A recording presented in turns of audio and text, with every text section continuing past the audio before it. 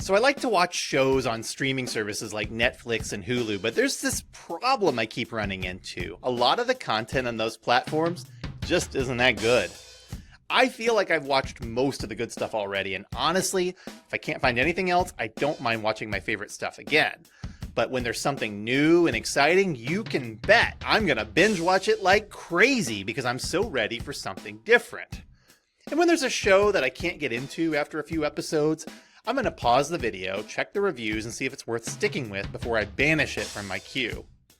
And when I come across one of those shows I'd never watch under any circumstance, like a bad reality show or a Hallmark Channel rom-com, big thumbs down. Don't recommend it to me again, and please feel free to banish it from the platform so I can actually watch more of the stuff that I like. Now, I've been like this for years, but it only recently occurred to me that this pattern I've developed follows one of the frameworks that I teach in my marketing classes and that I myself learned as a marketing student. It's yet another 2x2 matrix that offers a simple but elegant set of strategies depending upon some specific conditions. But you know what? This matrix is actually kind of brilliant because it works on just about everything. I'm Sean in St. Louis, and this is the Marketing Gateway.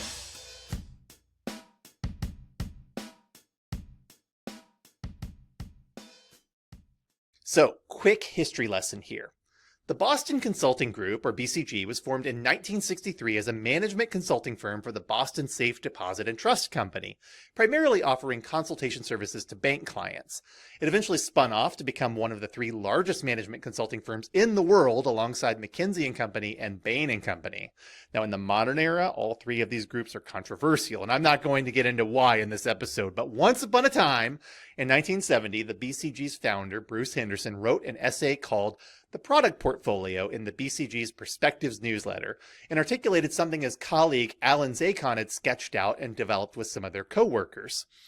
This two-page article suggested that there exists a growth matrix businesses can use to figure out what to do with their holdings, and that there are 4 categories within this matrix that suggest a strategy. The name of the matrix varies depending on who you ask. It's often called the Growth Share Matrix, the Product Portfolio Matrix, the BCG Matrix, or the Boston Consulting Group Matrix, among other things. But the idea is always the same. You have 2 dimensions, growth and market share, each broken into high and low halves. This creates 4 quadrants on the matrix. A low growth holding with a high market share is called a cash cow. A low growth holding with a low market share is called a pet, or in some frameworks, a dog. A high growth holding with high market share is called a star, and a high growth holding with low market share is called a question mark, primarily because it shouldn't exist and it has a very uncertain future. This matrix is absolutely brilliant, and it turns out that it's useful not just for investors and bankers, but for product managers and marketers as well. The basic strategy of the matrix is that a company should try to diversify its holdings between cash cows and stars in order to grow. Ideally, the cash cows help fund the rise of the stars, and then the stars eventually become cash cows. Meanwhile, a company should divest itself from any costly pets that aren't generating sufficient market share and make a quick decision about any question marks to either fund them to move them into the star quadrant or divest from them before they lose money and drop into the pet category. Again, this framework is brilliant because it's so simple and yet so applicable by translating so many strategic decisions into easy to understand directions. So let's think about this in terms of marketing and branding. And I'm going to use 3 examples. You'll see just how well this approach scales to just about any business. So for our first example, let's look at a roadside fruit stand where a local produce grower is selling his homegrown fruits and vegetables from a plot on his family farm.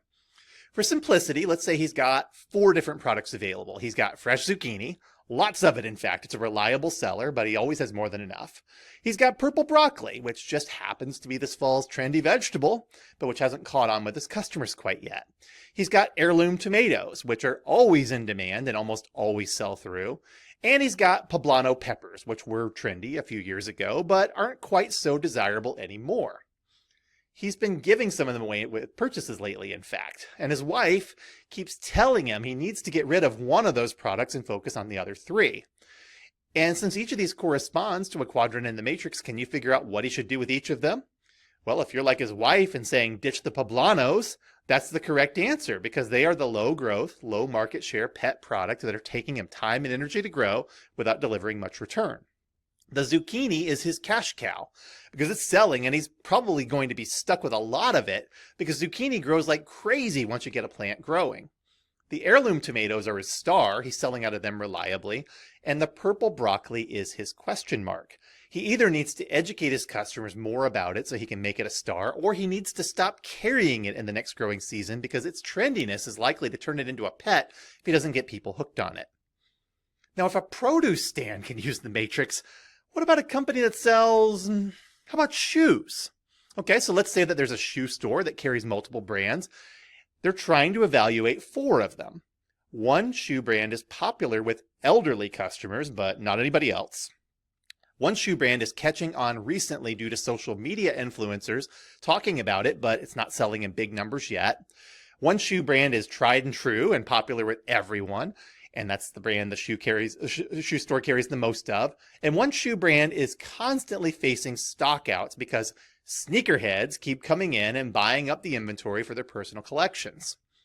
So what would be our strategy here? Well, one thing to consider is that shoe stores often get stuck with inventory they can't sell, and shoes go in and out of fashion constantly, which means that shoe stores tend to be risk averse for carrying too much of a trendy but unproven item.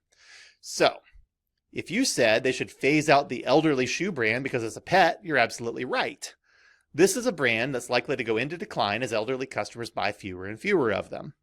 The sneakerhead brand is the clear star, and the social media influencer brand is the question mark that either needs some extra investment to boost its potential or to get dropped from the store's shoe lines before it winds up being a costly flop. And the popular brand is the cash cow. It's generating steady income, but it's not selling out because the store has so much of it on hand. Well, let's finish with a cosmetics company that sells consumer packaged good products in the health and beauty care industry. The brand offers a line of mascaras that have been long viewed as the easiest to apply. That's no surprise. This was the first product the company developed, and it's still under patent. The brand has also seen huge success with concealing products recently due to a focus on offering options for varied skin tones.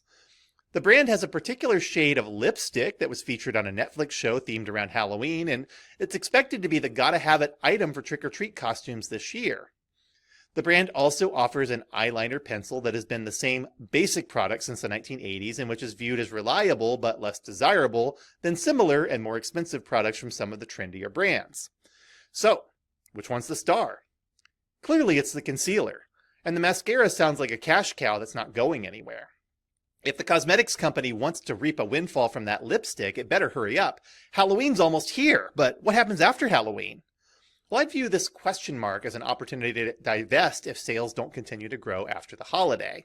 And the eyeliner pencil sounds like a pet to me.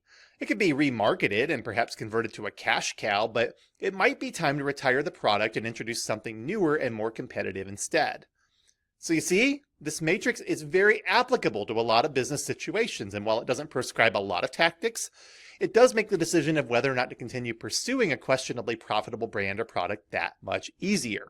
And like I said, I could even use it to figure out which streaming shows to stick with, and which to divest from before they waste my time.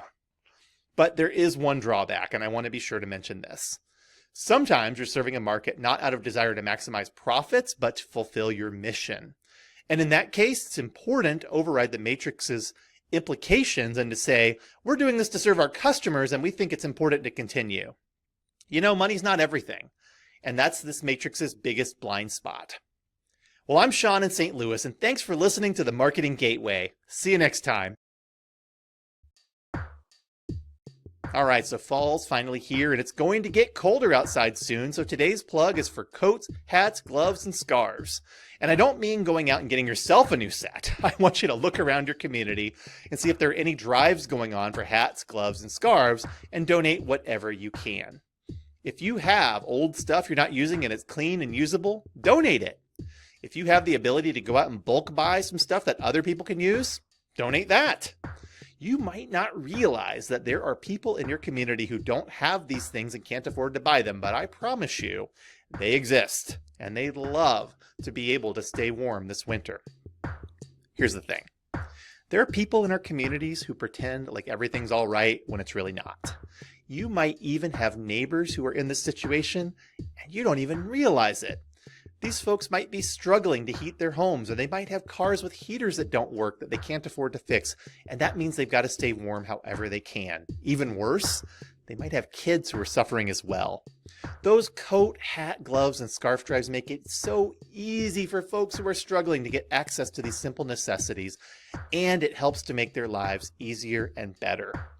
So if you see one of those drives happening in your community, be sure to donate.